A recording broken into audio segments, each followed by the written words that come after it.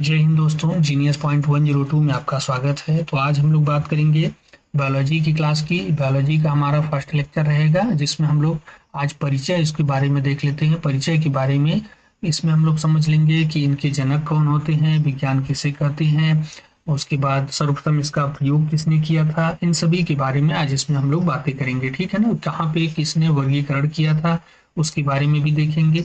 तो चलिए दोस्तों, आज का सेशन बहुत ही महत्वपूर्ण होने वाला है। वीडियो को अंत तक देखिएगा, आपको सारी चीजें क्या हो जाएंगी, कंफर्म हो जाएंगी। ठीक है ना, जितना भी कंफ्यूजन है वो सारे कंफ्यूजन दूर हो जाएंगे। तो चलिए दोस्तों, पूरे जोश के साथ वीडियो में बने रहिए। स्टार्ट करते हैं।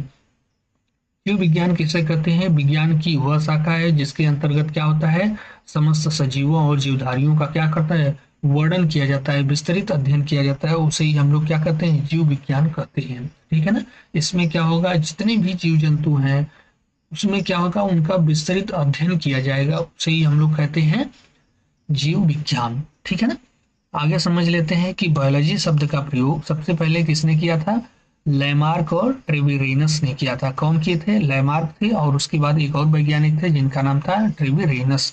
कि कब किए थे? 1801 ईस्वी में। कब किए थे? 1801। जो कि लैमार्क जी कहाँ के रहने वाले थे? लैमार्क फ्रांस के वैज्ञानिक थे। और उसके बाद ट्रेविरेनस कहाँ के थे? जर्मनी के थे। कौन थे भाई?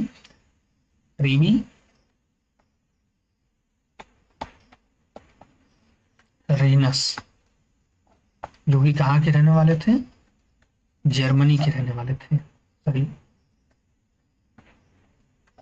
कहाँ के थे? जर्मनी के रहने वाले थे। ट्रेविरेनस। ठीक है ना, उनका नाम क्या था? ट्रेविरेनस। ठीक है ना, आगे देख लेते हैं भाई, बायोलॉजी के जनक किसे कहा जाता है। चलिए समझ लेते हैं। देखिए, विज्ञान की एक शाखा के रूप में, जीव विज्ञान को एक शाखा के रूप में स्थापित करने के कारण अरस्तु को क्या कहा जाता है? विज्ञान का जनक कहा जाता है। जीव विज्ञान का जनक, सॉरी, जीव विज्ञान का जनक कहा जाता है। फादर ऑफ बायोलॉजी कहा जाता है। क्यों? क्योंकि इन्होंने क्या किया था, विज्ञान को क्या किया था, जीव विज्ञान की एक अलग शाखा के रूप में स्थापित कर दिए थे। ठीक है ना, इसीलिए इन्हों क्या जाता है, अरिस्टोटल को क्या कहा जाता है, फादर ऑफ बायोलॉजी कहा जाता है। लेकिन बाद में इन्होंने एक और काम किया। क्या किए थे? जंतु विज्ञान के भी जनक कहे जाते हैं। क्यों कहे जाते हैं?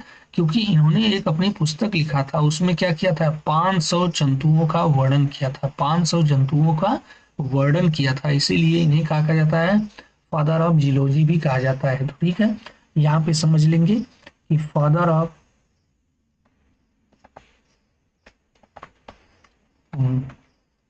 बायोलॉजी भी इन्हें कहा जाता है। उसके बाद फादर ऑफ क्या कहा जाता है,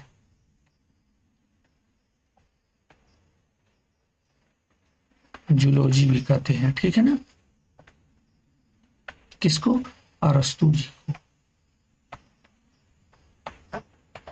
किसको कहते हैं हम लोग? अरस्तु जी को कहते हैं। ठीक है ना, इस प्रकार से आप समझ लीजिए। आगे हम लोग स्टार्ट करते हैं। आगे हम लोग देख लेते हैं। जब यहाँ पे हम लोग देख लिए कि बायोलॉजी की जनक किसे कहते हैं, उसके बाद जंतु विज्ञान की जनक कहते हैं, किसे कहते हैं, तो भाई एक तो हमारा एक और बचा ना, वनस्पति विज्ञान, उसकी जनक किसको कहते हैं? चलिए देख लेते हैं। वनस्पति विज्ञान के जनक को कहते हैं थियोफ्रेस्टस। किसको कहते हैं? थियोफ्रेस्टस ही को क्या कहते हैं? वनस्पति विज्ञान के जनक कहते हैं, या फिर प्यार से हम लोग कह लेते हैं फादर ऑफ बॉटनी। बॉटनी नहीं होता है, हम बस ऐसे ही मजाक में बोल रहे हैं, प्यार से बॉटनी होता है। क्या होता है? Father of botany. ठीक है ना, इन्होंने भी एक पुस्तक लिखा था। क्या लिखा था? हिस्टोरिया प्लांटरम पुस्तक लिखा था। और इनको कहा जाता है, ये जो महान वैज्ञानिक है यही है हमारे साहब थियोफ्रेस्टस। ठीक है ना, थियोफ्रेस्टस को क्या कहता है? वनस्पति विज्ञान के जनक कहा जाता है। ठीक है ना, इन्होंने क्या किया था, इन्होंने जितने भी पेड़ पौधे हैं, ठीक है ना, उनके बारे में लिखा था और उनके बारे में पूरी जानकारी दी थी। इसीलिए इन्हें क्या कहा जाता है, जंतु विज्ञान, सॉरी, वनस्पति विज्ञान के जनक कहा जाता है। ठीक है, आगे देख लेते हैं। द्विनाम पद्धति के बारे में आप क्या जानते हैं? चलिए यहाँ पे समझ लेते हैं। द्विनाम पद्धति का मतलब क्या होता है? द्वि नाम से, दो नामों से क्या होगा, स्थापित किया जाएगा, जिसमें प्रथम नाम क्या होगा, उसके वंश को स्थापित करेगा, द्वितीय नाम किसको, जाति को स्थापित करेगा। ठीक है ना, पहला क्या होगा, वंश बताएगा, दूसरा जाति बताएगा। तो ये हमारे महान वैज्ञानिक थे जो द्विजगत, सॉरी, जो क्या किए थे, द्विजगत सिद्धांत को क्या किए थे, दिए थे। उनको कहा जाता है कैरोलस लिनियस साहब को। ठीक है ना, ये क्या थे, आधुनिक विज्ञान के जनक कहा जाते हैं, ठीक है ना। आधुनिक जीव विज्ञान के जनक कहा जाता है, या फिर आधुनिक वर्गीकरण की शुरुआत किसको कहते हैं, कैरोलस लिनियस जी को कहते हैं, ठीक है ना। लिनियस क्या कहते थे, वर्गीकी के पिता कहे जाते हैं। वर्गीकी के पिता कौन कहे जाते हैं, या फिर फादर ऑफ टैक्सोनॉमी कौन कहे जाते हैं, कैरोलस लिनियस को कहा जाता है। इन्होंने क्या किया था, चलिए इस प्रकार से समझ लीजिए। जैसे मनुष्य का वैज्ञानिक नाम क्या है, होमो सेपियंस, ठीक है ना। मनुष्य का वैज्ञानिक नाम क्या है, होमो सेपियंस। तो जो होमो होगा वो क्या होगा, इनके वंश को बताएगा, और उसके बाद जो सेपियंस होगा वो किसको बताएगा, वो जाति को बताएगा, ठीक है ना। होमो जो होगा वो वंश को बताएगा, जो सेपियंस होगा वो जाति को बताएगा। मतलब जो पहला वाला जो शब्द होगा वो वंश को, दूसरा वाला जाति को। जैसे पिसम सैटिवम्स कहते हैं, जैसे पिसम सैटिवम किसको कहते हैं भाई, मटर के, ठीक है ना। मटर का वैज्ञानिक नाम है पिसम सैटिवम, ठीक है ना। ये देखिए जो पहला वाला है वो क्या करेगा, वंश को डिसाइड करेगा, जो सैटिवम होगा वो किसको कहा जाएगा, वो जाति को बताएगा, ठीक है ना। इसी प्रकार से आगे देख लेंगे फेलिस कैटस, जो कि क्या है, बिल्ली का वैज्ञानिक नाम है फेलिस कैटस। ये फेलिस जो होगा वो क्या किसको स्थापित करेगा, वो वंश को, जो कैटस होगा वो क्या करेगा, जाति को। इसी प्रकार से आगे है गाय का वैज्ञानिक नाम क्या है भाई, बॉस टेरिस या फिर बॉस इंडिकस कहा जाता है। जो बॉस होगा उसको किसको कहेंगे, वो कहेंगे वंश को, जो इंडिकस होगा वो क्या है होगा जाति होगा। जैसे इसी प्रकार से मेढक का वैज्ञानिक नाम क्या है, राना टेग्रिना। वो राना जो होगा वो क्या है, जो राना है वो वंश है, टेग्रिना क्या है, वो जाति को है, ठीक ना। इसी प्रकार से इन्होंने क्या किया था, द्विनाम पद्धति को नामकरण दिया था। ये कब दिए थे उसके बारे में जान लीजिए, वो 1753 में दिए थे। कब, 1753 में। कब भाई, 1753 में इन्होंने क्या किया था, ये द्विनाम पद्धति को दिया था, ठीक है ना। इनके अनुसार जो भी जीवधारी हैं उनको क्या लैटिन भाषा में, लैटिन याद रखेंगे, लैटिन भाषा में क्या किया था इन्होंने, लैटिन भाषा में इन्होंने क्या किया था, दो शब्दों से मिलकर बनाए। जितने भी जीवधारी हैं उनके नाम कितने हैं भाई, लैटिन भाषा के दो शब्दों से मिलकर बने हुए हैं, ठीक है ना। वो दो शब्द कौन कौन से हमने बताया ना, होमो सेपियंस, पिसम सैटिवम, इसी प्रकार से राना टेग्रिना, इसी प्रकार से फेलिस कैटस, बॉस इंडिकस। इसी प्रकार से जितने भी आपके वैज्ञानिक नाम दिखेंगे वो इसी प्रकार से, पहला उसको क्या करेगा, वंश को दिखाएगा, और दूसरा जाति को दिखाएगा, ठीक है ना। इस प्रकार से है। आगे देख लेंगे आधुनिक विज्ञान के जनक किसे कहा जाता है, उसके बारे में थोड़ा सा हम लोग देख लेते हैं। आधुनिक विज्ञान के जनक, ठीक है ना। आधुनिक जीव विज्ञान की सर्वाधिक मान्यता किसे कही जाती है उसके बारे में समझ लेते हैं, ठीक है ना। देखिए आधुनिक जीव विज्ञान की सर्वाधिक मान्यता विटेकर को कहा जाता है। किसको, विटेकर को कहा जाता है। इन्होंने क्या किया था, जितने भी जीव जंतु हैं उनको 5 जगत में वर्गीकरण कर दिए थे। 5 जगत में क्या किए थे, 5 किंगडम में क्या किए थे, वर्गीकरण कर दिए थे। पहला हमारा क्या था, मोनेरा किंगडम, दूसरा जंतु किंगडम, प्रोटिस्टा किंगडम, कवक या फिर फंगी किंगडम, उसके बाद पादप किंगडम, ठीक है ना, जिसे हम लोग एनिमिलिया कहते हैं, ठीक है ना। इस प्रकार से इन्होंने विभाजित किया था। चलिए उसके बारे में भी हम लोग समझ लेते हैं। जैसे हम लोग मुनेरा किसे कहेंगे उसके बारे में समझ लेते हैं। मुनेरा,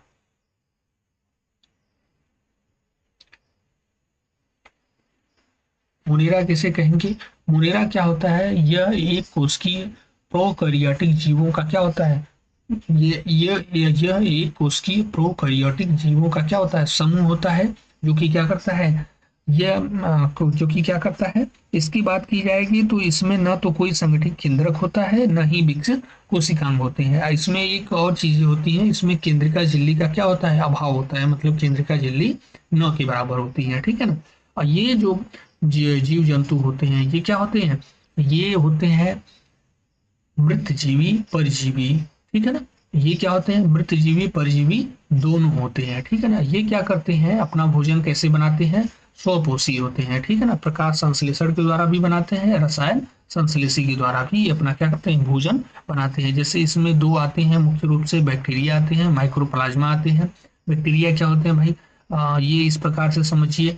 बैक्टीरिया इस प्रकार से होते हैं, जैसे मान लीजिए कि कोई भी जीव जंतु सड़ गए हैं या फिर जिंदा है तो उनके अंदर क्या करते हैं, अपना भोजन बनाते हैं, ठीक है ना। इस प्रकार से ये क्या होता है, बैक्टीरिया अपना काम करते हैं, ठीक है ना। या फिर जिंदा हो या फिर मर गया हो, दोनों में ये अपना काम कर जाएंगे, ठीक है ना। बैक्टीरिया हो गया चाहे माइक्रोप्लाज्मा हो गए। आगे देख लेंगे हम लोग प्रतिष्ठा के बारे में। प्रतिष्ठा के बारे में समझ लेते हैं।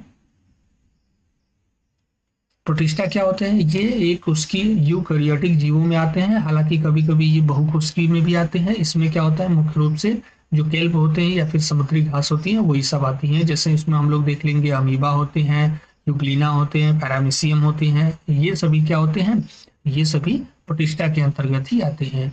ये क्या होते हैं, ये मुख्य रूप से अगर बात की जाए, इसमें कोशिका झिल्ली भी पाई जाती है। यह स्वपोषी भी होते हैं, विषमपोषी दोनों होते हैं। स्वपोषी मतलब खुद से भी भोजन बनाते हैं और दूसरे पे भी आश्रित होते हैं, ठीक है ना।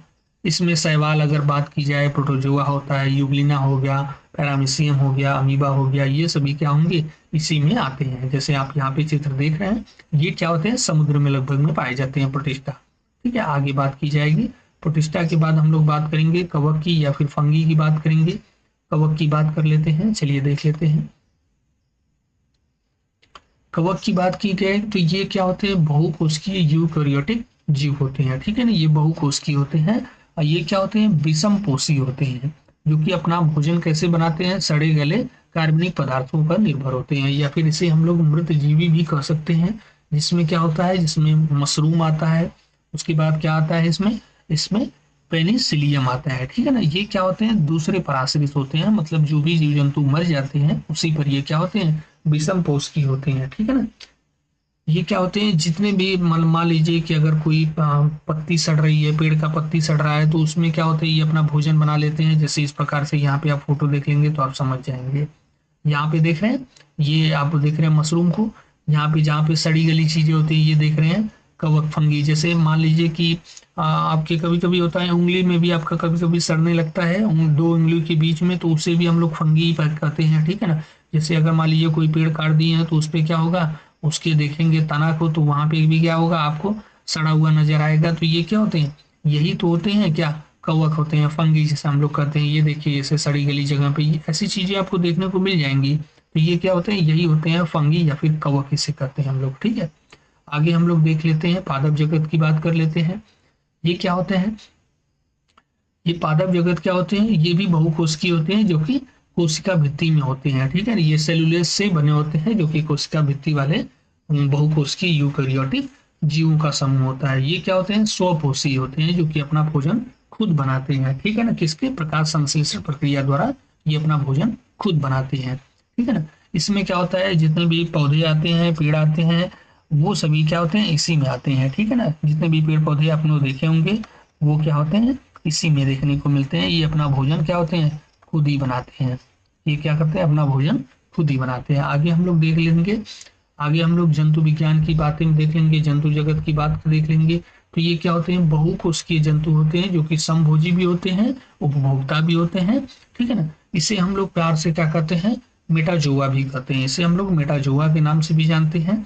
ये क्या होते हैं, मेटाजोआ में जैसे जेलीफिश हो गया, हाइड्रा हो गया, कृमि हो गया, या फिर हम लोग हो गए, जैसे जीव जंतु हो गए, स्तनधारी हो गए, उभयचर हो गए, पक्षी हो गए, ये सभी क्या है, जंतु विज्ञान में ही आते हैं, ठीक है ना।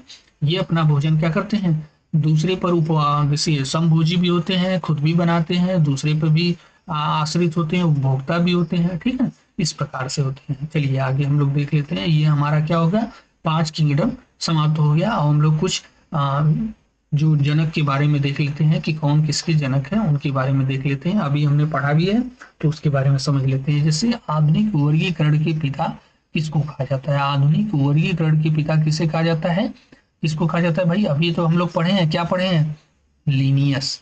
क्या पढ़े हैं, लीनियस। सॉरी यहाँ पे गलत लिख दिए हम लोग, क्या लिखे हैं, लीनियस। सर लीनियस को कहा जाता है, ठीक है ना। इसी प्रकार से अनुवांशिकी के जनक किसे कहा जाता है, अनुवांशिकी के जनक किसे कहा जाता है भाई, मेंडल को कहा जाता है। किसको, मेंडल को कहा जाता है। इसी प्रकार से द्विनाम पद्धति, अभी हमने बताया कि नो नाम पद्धति, जैसे होमोसेपियंस, उसके जनक किसको कहा जाता है भाई, अभी तो हम लोगों ने पढ़ा है क्या, लीनियस का नाम तो अभी हम लोग कैरोलस लीनियस का नाम तो अभी तो हम लोग पढ़े हैं भाई, भूल कैसे जाएंगे, भूलना नहीं है, याद रखना है। इससे इसमें पूछा जाएगा हरित क्रांति के जनक किसे कहा जाएगा, तो एम एस स्वामीनाथन, नहीं नहीं नहीं नहीं नहीं नहीं, यहीं पे तो आपसे गलती होगी। अगर आपके मुंह में एम एस स्वामीनाथन है हरित क्रांति के नाम पर, तो आप गलत हैं। क्यों भाई, हरित क्रांति के जनक किसे कहा जाता है, नॉर्मन बोरलॉग को कहा जाता है। किसको, बोरलॉग को, नॉर्मन बोरलॉग को। लेकिन अगर पूछा जाएगा भारत में हरित क्रांति के जनक, तो बताएंगे आप क्या, एम एस स्वामीनाथन। इसको बताएंगे एम एस स्वामीनाथन। यहाँ पे देखिए कंफ्यूज नहीं होना है, अगर पूछा जाएगा हरित क्रांति के जनक तो आप बताएंगे बोरलॉग को, नॉर्मन बोरलॉग को बताएंगे। अगर आपसे पूछा जाएगा कि भारत में हरित क्रांति के जनक, तो आप बताएंगे एम एस स्वामीनाथन। ठीक है ना, अब याद रहेगा। चलिए आगे देख लेते हैं भाई, श्वेत क्रांति के जनक किसे कहेंगे भाई, श्वेत क्रांति के जनक किसे कहेंगे उसके बारे में समझ लेते हैं। श्वेत क्रांति के जनक किसको कहेंगे, वर्गीज कुरियन को कहेंगे। किसको, कुरियन को। क्या है भाई, वर्गीज कुरियन जी है। उसके बाद टीकाकरण की जनक किसे कहा जाता है, टीकाकरण का जनक किसे कहा जाता है, एडवर्ड जेनर को कहते हैं। किसको, एडवर्ड जेनर। ठीक है ना। इसी प्रकार से जीवाणु विज्ञान के जनक किसे कहा जाता है, जीवाणु विज्ञान के जनक भाई देखिए, जैसे आप लोगों ने शायद पढ़ा होगा विज्ञान में, जो आपके सेल होते हैं ना, जो मरी हुई सेल होती हैं पेड़ों में, उनकी खोज इन्होंने किया था। कौन थे भाई, इनका नाम था लीवेनहॉक। ठीक है ना, इन्होंने क्या किया था, सेल की खोज किया था, या फिर सेल में जो भी जीवाणु होते हैं छोटे छोटे, उनकी इन्होंने खोज किया था। ठीक है ना, लीवेनहॉक।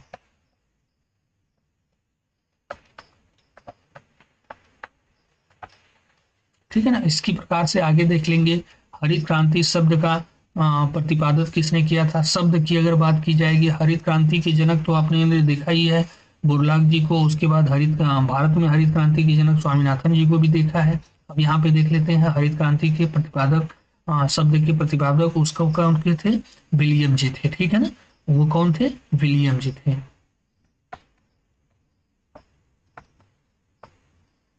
ठीक है ना, कौन थे, विलियम जी थे। ठीक है ना, विलियम सी कौन जी थे। चलिए, तो इसी के साथ ये वीडियो समाप्त किया जाता है। वीडियो आपको कैसा लगा आप जरूर बताइएगा, और हमारे चैनल को सब्सक्राइब कर लीजिए। अगर आपको वीडियो पसंद आया है तो लाइक करिएगा। जय हिंद दोस्तों।